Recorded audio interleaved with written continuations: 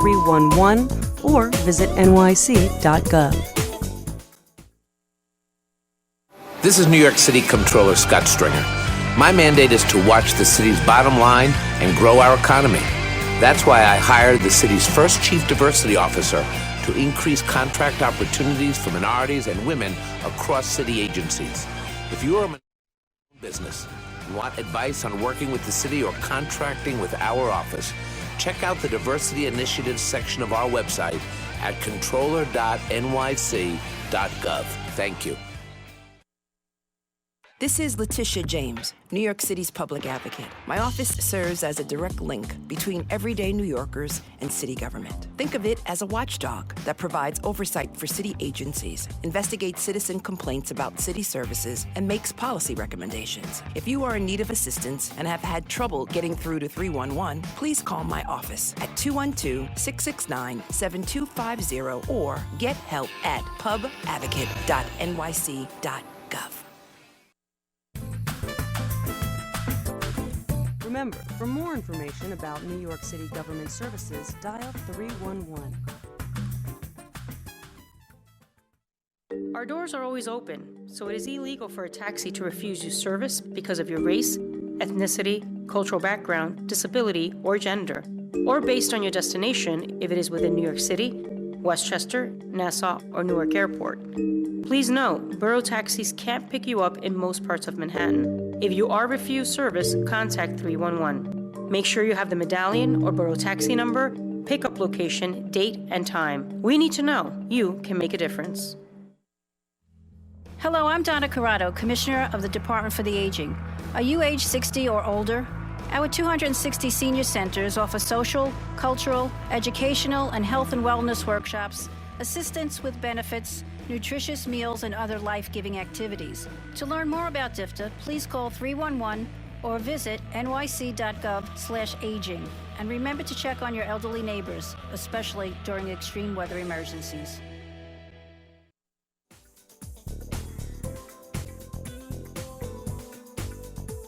Remember, for more information about New York City government services, dial 311 or visit nyc.gov. Hello, I'm Parks Commissioner Mitchell Silver. New York City Parks is fostering equity in our parks by creating thriving public spaces for all New Yorkers. The Community Parks Initiative is bringing that work to neighborhoods that need it most by investing more city resources, including funds, staff, recreational programming, and partnership building in 55 historically under-resourced communities. The Community Parks Initiative will engage New Yorkers in rebuilding their parks, including 35 playgrounds in the project's first phase. Our goal will create new reasons to get out and get fit, and to connect more of us to green spaces in our neighborhoods. For more information on the Community Parks Initiative, upcoming public meetings, and to find out how you can get involved, visit the New York City Parks website at nyc.gov/parks or call 311. This is Manhattan Borough President Gail Brewer announcing my new storefront Northern Manhattan office. Whether it's helping to protect mom and pop stores, improving technology in schools, or encouraging community and rooftop gardens, we are proud to be helping Manhattan neighborhoods. Learn more by visiting the new office at 431 West 125th Street or calling 212-531-1609 for an appointment.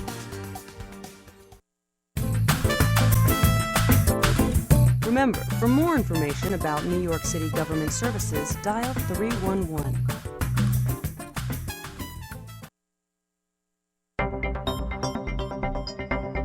If you're a vendor interested in doing business with the city, we encourage you to visit the City Comptroller's Vendor Roadmap. It can be found on the Comptroller's website, comptroller.nyc.gov.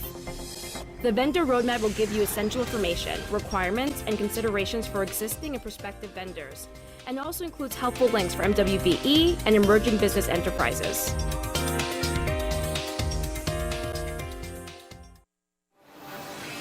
Hi, I'm Department of Buildings Commissioner Rick Chandler, reminding New Yorkers to always observe safety precautions on and near construction sites. The department works every day to educate construction professionals to employ best safety practices. Every New Yorker can play a role in keeping our city safe by reporting unsafe conditions. The department will follow up with an inspection.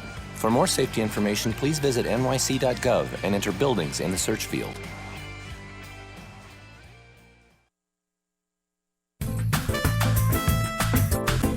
Remember, for more information about New York City government services, dial 311. Do you work in New York City? Do you employ anyone in New York City?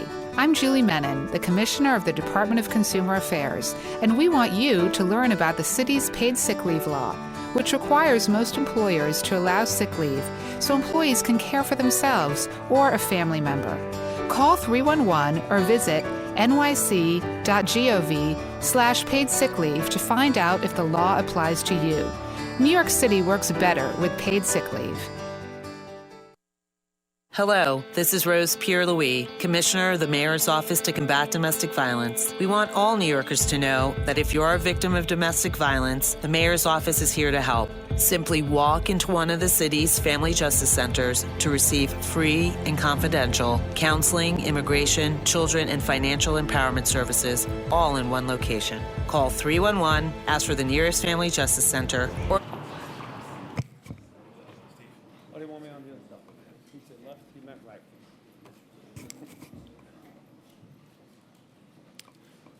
Well, I've got great news to announce, and it's very important news for the people of New York City. We have reached a contract agreement with the Uniformed Firefighters Association, and we are, in addition to this agreement that we have reached on a contract, we are joining with the UFA to enthusiastically support new disability pension legislation. It's very important to note at the outset that the brave men and women represented by this union, and I've had the honor of working closely with this union and the workforce for many, many years, we all depend on them. We depend on them every single day in every neighborhood of this city. They put their lives on the line for the rest of us, and we must do right by them. Today, we're taking an important step forward for the almost 8,000 firefighters who serve us and for the city as a whole. The labor agreement recognizes and respects the hard work and the sacrifice and the dedication of the members of this union, and at the same time does what we've said all along over the last year and a half is our mantra: respect the workforce while protecting the taxpayers.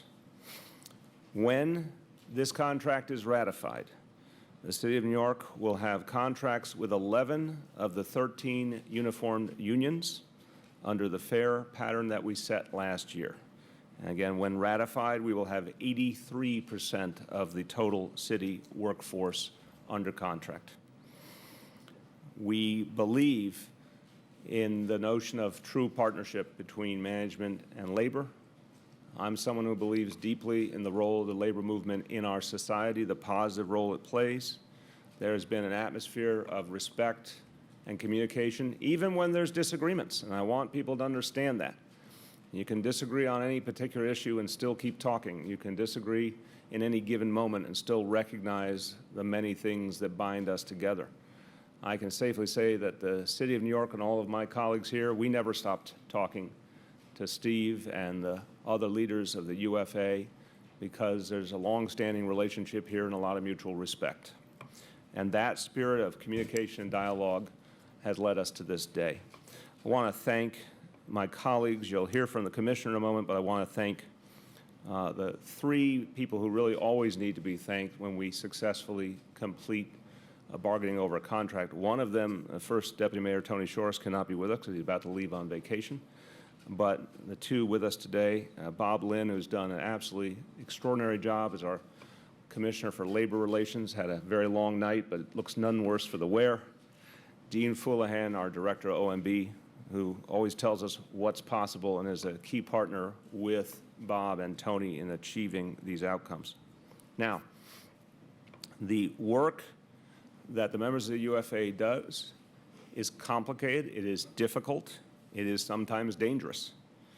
And we knew that and we factored that into these discussions. And we also knew that in the process we had a sacred responsibility to look for the future, to look to the long-term needs of the city and to protect the city's long-term fiscal health. The agreement does just that. This agreement, we believe, is fundamentally fair. It is a good deal for the men and women of the UFA. It is a good deal for the people of New York City. Firefighters under this agreement receive raises and benefits similar to others who have signed contracts previously, following the pattern, which again recognizes the particular significance and role of the uniform unions, and totals 11% in raises over 7 years. The contract also includes the same unprecedented and guaranteed savings as with all the previous contracts towards the overall goal of the city and the workforce securing $3.4 billion in healthcare cost savings through fiscal 18, which we had reported to the Financial Control Board earlier in the week we are on track to do. In addition, all of these negotiations led to discussion of other matters, and we were able to resolve other matters favorably. We agreed, as I said, together, the city and the UFA, to jointly and energetically support new state legislation on disability pensions. I look forward to working closely with Steve and his team to get that legislation passed. Via this legislation, firefighters will receive the coverage and the benefits they need when they are hurt on the job. And at the same time as we've been able to guarantee these benefits, we ensured that the taxpayers' interests were protected. The cost to the taxpayers has been cut in half by the UFA agreeing that firefighters will raise their contribution by 3% to 6%. Another note, a very important one. Since 2011, there has been a litigation over the roster staffing agreement. It's been a contentious situation, obviously started under the previous administration. Steve and I have talked about this, and as part of the process, this was something that needed to be ended once and for all. It was an area of dispute that needed to be cleared up, and we were able to come to a satisfactory outcome and agree to resolve that litigation and resolve that issue favorably and address the concerns raised by the UFA. As a city, I've often talked about the values of this city. We value hard work, we value sacrifice, we value service to others. All of that is epitomized by the men and women of this department. They should never have had to go years without a contract. It's just not right, it never was right. And I want to just give you context of how the workload of this union continues to grow. Last year, approximately 1.6 million emergency calls answered, the record for the proud 150-year history of the FDNY. So we knew that, again, even when there were ups and downs, we knew the right thing to do was to get to a contract and give these hardworking men and women that security. As everyone remembers, we walked in the door with no city employees under contract, with some who had been without a contract going back to 2009. I said, first year I wanted to get to 50% under contract. Bob Lynn deserves so much credit for surpassing that goal by a lot. Now, once this contract is ratified, 83% of the workforce under contract. That is what is achievable when people work together and communicate respectfully. I want to say a few words in Spanish before I introduce Steve Cassidy and then Dan Nigro. Hoy hemos dado otro paso para mejorar las relaciones entre la ciudad y sus sindicatos. Este nuevo contrato recompensa el trabajo duro de miles de bomberos, a la vez que protege la estabilidad financiera de la ciudad. Además, nos complace anunciar que la ciudad y el sindicato acordaron apoyar un nuevo proyecto de ley estatal para las pensiones por discapacidad de los bomberos. With that, I want to bring forward Steve Cassidy. I want to say at the outset, Steve and I have known each other a long time, and we got to know each other as colleagues, as friends in a common cause. I believed from the time I first served in the City Council starting in 2002 that we had to recognize the work that these men and women do, and we had to recognize the importance of our firehouses to our communities. The next year, in 2003, a very dramatic fight was fought in my neighborhood, in my council district, over Engine 204. And I got to work closely with leaders and members of the UFA and Common Cause. We continued to stand shoulder to shoulder year in and year out to protect our firehouses. So for those who might be tempted to say, well, you had some disagreements, how is this possible? I want to remind you of all the years and years where we stood shoulder to shoulder. I also want to say on a personal level, I consider Steve Cassidy a friend and a colleague and someone I truly respect. His word has been his bond over these years. I think many people in this town would say the same. And I appreciate the fact that we all kept talking, and we all knew that if we worked hard enough, we would get to the common ground that the members of this union deserve and the people of New York City deserve. With that, I bring forward the president of the UFA, Steve Cassidy. Mr. Mayor, thank you. Thank you, brother. Thank you. There's a lot of people to thank, especially on your team, but I want to note my team first of all.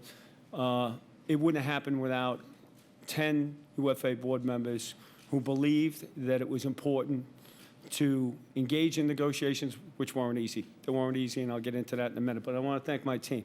Jimmy Slevin, my vice president, Eddie Brown, our treasurer, Leroy McGinnis, the recording secretary, Gerard Fitzgerald, Sergeant at Arms, Health and Safety, John Kelly, the Brooklyn trustee, Matt DeJardin, the Queens trustee, Vinny Special, the Manhattan trustee, Billy Greco, the Bronx trustee, and Eric Bischoff, the Staten Island trustee. It really was a team effort. This was a group, a collaborative event. The mayor said some things that I think are critically important. I want to be brief, but I want to touch on what made this deal doable for us. We've been waging this fight on disability benefits for well over a year for new hires who, after Governor Patterson vetoed Tier 2 legislation in 2009, all new firefighters and cops were without real disability benefits. We believed, and I believe, that we can't have firefighters running into burning buildings saying to themselves, what happens if I get hurt today? Who's going to take care of my family? It has never happened before. We felt compelled to resolve it no matter what. The mayor is right. We did have a disagreement on how we should go forward last year. We had a little battle with the council. We didn't win that. But we did reach an agreement which I think solves the problem. It was a full restoration of the disability benefits with presumptions that apply to New York City firefighters. It was compelling. We needed to do it. As part of the deal, those new firefighters have to pay 3% more. We thought that was fair, and we thought that that was a bargain we could not pass up. As part of that deal, the mayor noted there is a restoration of 20 five-man engine companies, and we lost that. It was a 1996 agreement, which I extended for 5 years in 2006. And when it expired, we had a fight with the then Bloomberg administration. It didn't go our way. We haven't had five-man engines since. And there's a lot more to it than just how long it takes to get water on the fire in those neighborhoods. There are other important things that the commissioner can talk about if you ask questions about it. But the reality is, we believed it's a safety impact for our members. We wanted to make sure that got done. So when the mayor's team was talking to me about a contract, and we thought we had a chance to roll in the five-man engine companies and make them permanent part of our contract, our roster staffing overtime permanent and part of our contract, and solve this disability issue forever going forward. We thought this was a deal we could not walk away, and we were working on it till 2:30 last night. And there was a lot of fighting over the things that always happen in a contract. One of the people who are not here today, who needs to be recognized, is Marty Scheinman, who was the I don't know if Marty was the chaperone or the mediator, but Marty had a lot to do with solving the issues between the UFA and the city's team, and he was great. I want to thank Bob Lynn and his team, because although these are never easy, Bob was a gentleman the entire time, fought tooth and nail over a penny, which is his job. We came to a consensus, and I want to thank you and your team, Bob. You did a lot of hard work. But most importantly, I want to say that I believe that my members will ratify this contract, even though they may not be happy with the total deal, because firefighters believe that we should be paid a little more. But having said what's happened in patterns, the teachers took a pattern deal, Then the Uniform Coalition took a pattern deal, and then we took a deal that we were able to, with some money in the middle of it, move some numbers around, and I think we got the best deal possible. And when you add on the disability bill, when you add on the 5-man engine companies, we think that we have a deal that we could not walk away from. I think I'm proud to say I'm happy with this deal, and I want to thank the mayor personally for having the intestinal fortitude to realize that this was a compelling issue for us. He talked about it briefly. He knew it was important to us, both of those issues. They happened on another administration's watch. He was willing to try to settle it, and we did, and I want to thank you, Mr. Mayor, for that. Thank you very much. Thank you very much, brother. Thank you. Before I bring up Commissioner Nigro, I just want to give a little more context. I credit Steve Cassidy as being the person who first fully made clear to me what the impact was of not having the benefits that some of our workers deserved. And I have to tell you, and again, the history is very strong and very consistent. And when he explained to me what it meant, this was some time ago after a fire department event, it opened my eyes to the fact that we had to find a way forward. We've never minced words about the fact we had different visions of what the best way forward was.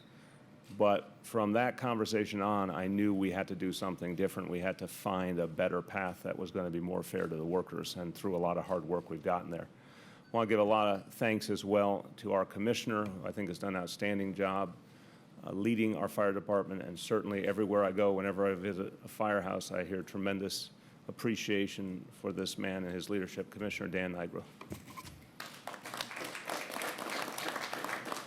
Well, thank you, Mayor. And I think I'm not going to try to add too much detail to what you've heard from the mayor and from Steve, but I'll say something that they couldn't say is the reason we're here talking about an agreement is because of leadership, the leadership of the city that the mayor provides, and the leadership of the union that Steve provides, brought together people to negotiate.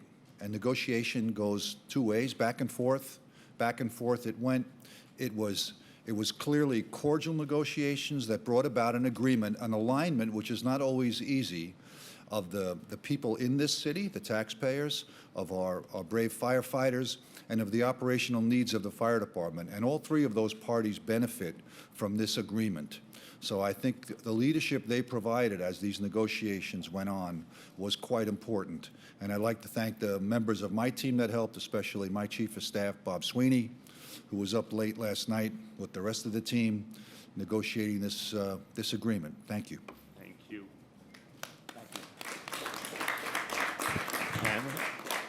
And I want to thank Chief Leonard for his leadership as well. We appreciate it very much. I'm going to take questions, and obviously, Bob, you might want to come over here because I suspect you're going to be asked a lot of them. Okay, questions on this agreement? Disability portion of this. At this point, Steve, do you expect that could go before the legislature later this year? And if so, do you anticipate it's just going to sail through? Well, historically, any time a union and the city administration agree on a bill, they've always gone through. My understanding, it's never been a problem. I don't know on timing. My sense is probably not till January, which is not that far away. But my main concern is that it get done as quickly as possible. We can wait till January if it takes till January. We believe we're going to have the council's support. I believe we'll have the Speaker of the Assembly support, the leader of the Senate, and I certainly believe the governor supports us. He knows how important this is to New York City firefighters. Ms. Cassidy, have you ever struck a contract deal with the city prior to the PBA in your tenure or in the union's history? And have you talked to Mr. Lynch about this, and what do you expect will happen next with them? I have struck deals in the past. My view is that my job is to represent New York City firefighters regardless of when somebody else's contract expires. Pat did call me this morning. I gave him a rundown on what we got in our contract. I talked to him about how important the disability component was and how important the staffing component was. We had a nice cordial conversation. I don't know what he thinks, but we had a cordial conversation. Follow up on Al's question, Cassidy, what's your message to PBA and to Pat Lynch? He's one of the few uniform unions who has an outstanding contract. I don't have a message. I never tell another union leader what to do. That's not my job. Pat's been around a long time. He's a very, very smart, qualified leader. They're going to do what they're going to do. We did what was in our best interest. We had a chance to do two things that I don't think we really ever imagined. Settle a roster staffing agreement that could drag on for another 2 years, and we got 5-man engine companies locked down, 20 of them, in our contract. We got our 96 hours of roster staffing locked down in our contract.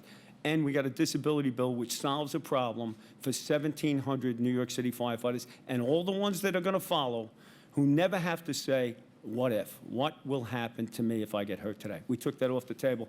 Critically important. Gloria? Mr. Mayor, does this apply to only the pension benefits? Does it apply to firefighters? Because I know that it was supposed to cover correction officers and police officers as well. So do they now have to come up with a different deal, or is this going to cover everyone? Bob and Dean speak to it. So the agreement we reached covers firefighters in terms of our agreement that we would jointly support legislation.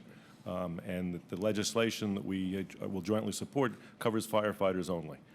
In the discussions that we had in the past, we talked about what would happen if a bill covered all of the uniformed forces, and that was a bill that was described as costing about $400 million.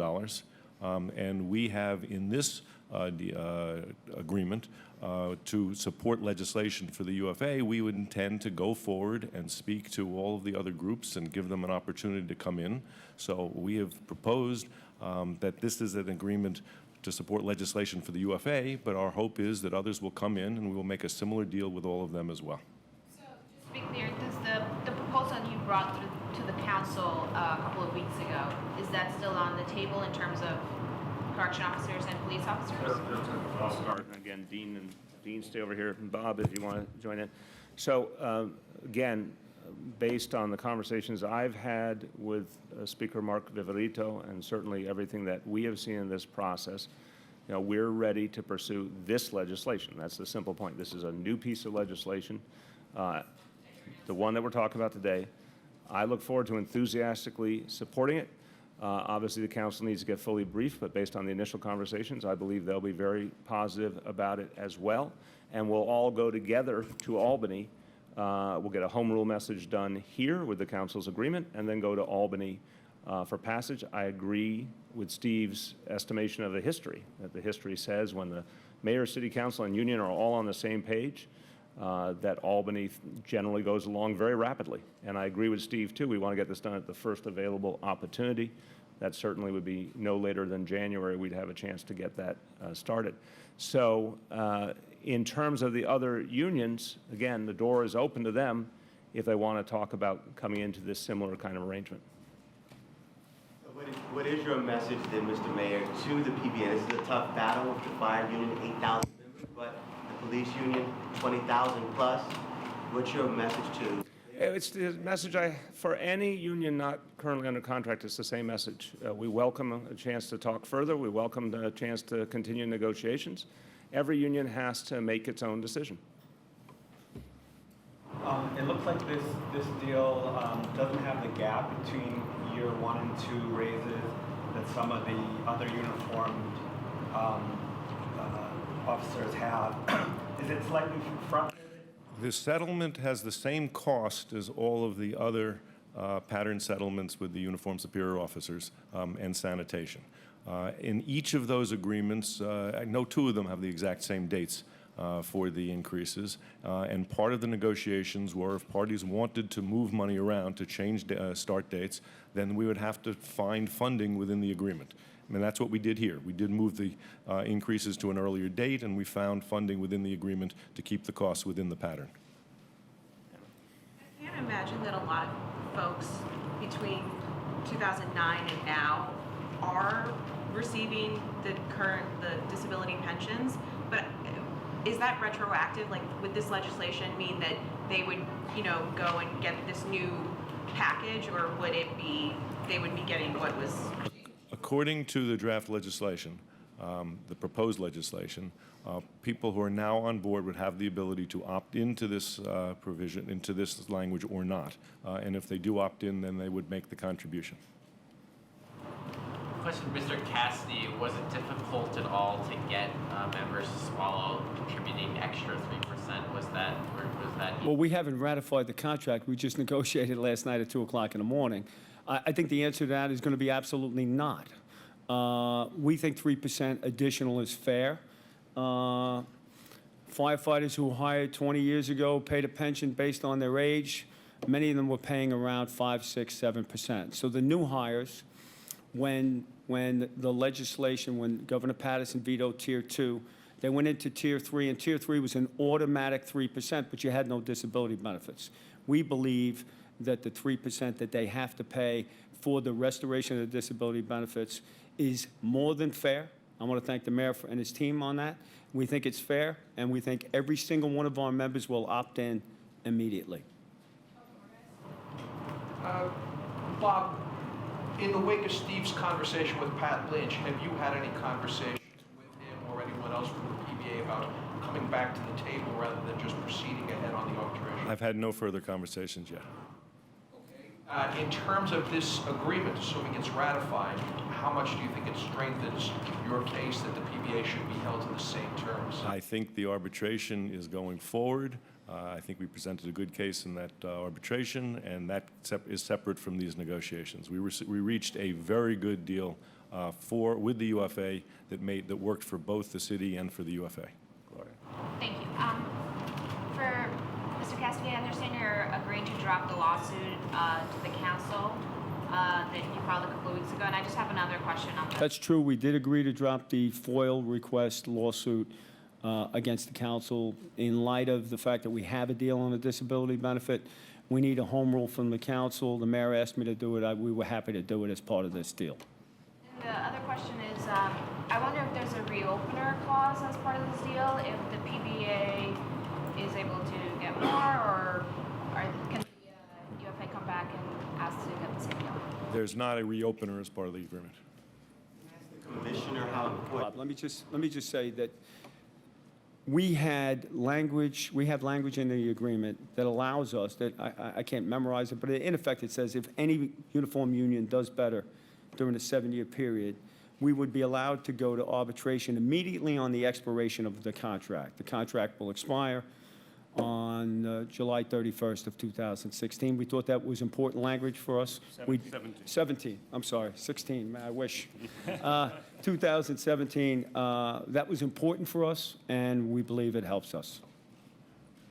How important is it to have the extra firefighters back, Commissioner, in the firehouses? I know, like on City Island, there were a lot of concerns about that in other places that they had fewer firefighters. Now they're going back. Certainly, 5 firefighters gives us operational flexibility that we don't have with 4. It gives us safety factors in the middle of tours if a number of firefighters are injured, that we can move firefighters around more. So the department, as I said before, this operationally benefits the department, it benefits our firefighters, and overall benefits the city, the safety of the residents of our city. Okay, we're coming in for a landing. Okay. Is it possible to give us any kind of sense of the $3.4 billion savings in healthcare through 2018? What on target? Well, we just issued the most recent quarterly report, and that, as I think everyone knows, that we reached the $400 million that we agreed to reach in the first year. We are on target to hit the $700 million for the second year. And most importantly, we have a collaborative relationship with the workforce and with the union leadership to solve healthcare cost problems. And I think it is, we've made extraordinary leaps and bounds in terms of what we discovered when we got here in terms of the relationship of trying to solve healthcare issues. And we are now collaboratively solving problems. The average firefighter salary go from to under this agreement? Give me 1 second.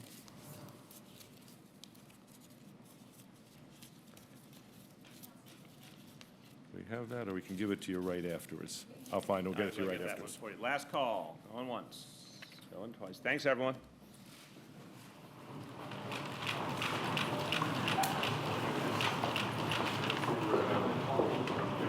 What is it?